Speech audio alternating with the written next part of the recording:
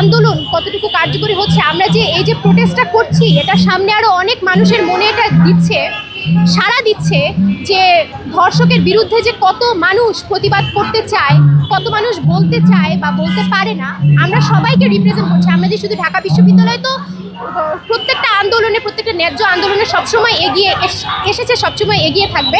তবে আমরা দেশের জনগণের কাছে পৌঁছে দিতে চাই যে যে কোনো ধরনের অপরাধের ক্ষেত্রে আমরা সবসময় সক্রিয়, আমরা সবসময় প্রতিবাদ করব এবং ন্যায্য অধিকারটা যেন আদায় হয় সেজন্য আমরা যথাযথ আমাদের শিক্ষার্থী সমাজ আমরা যথাযথভাবে চেষ্টা করব।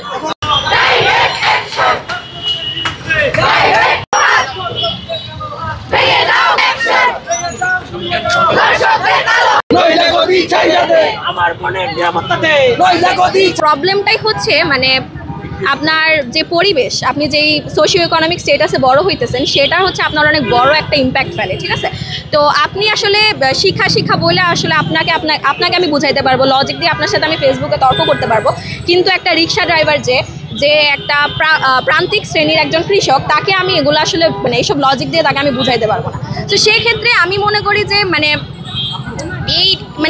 যেই সলিউশনটা মাথায় কাজ করতেছে সেটা হচ্ছে যে এই ধরনের মানুষদের ওরকম থেরাপিস্টের কাছে মানে ইয়ে করে, যেহেতু এটা বিকৃত মানসিকতার সমস্যা, কিন্তু সেটা অ্যাকচুয়ালি ইমপ্লিমেন্ট করা পসিবল না। তো সেই ক্ষেত্রে আমি মনে করি যে প্রান্তিক লেভেলে গিয়ে অ্যাওয়ারনেস ছড়ানোটা অনেক ইম্পর্টেন্ট।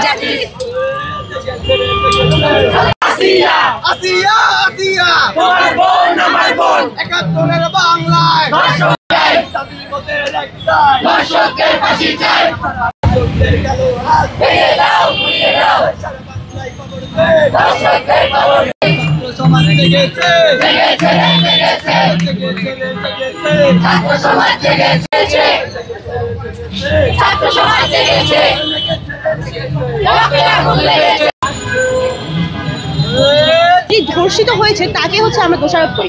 আমাদের মনে হয় আমাদের মনোভাব সহ এবং আমাদের হচ্ছে যদি আইন শৃঙ্খলা আমরা আরো উন্নত করতে পারি এবং হচ্ছে আমাদের সবার যদি মনোভাব চেঞ্জ করতে পারি এবং আমরা সবাই যদি একত্রে প্রতিবাদ করতে পারি তাহলে মনে হচ্ছে যে এর বিচার আমরা পাবো।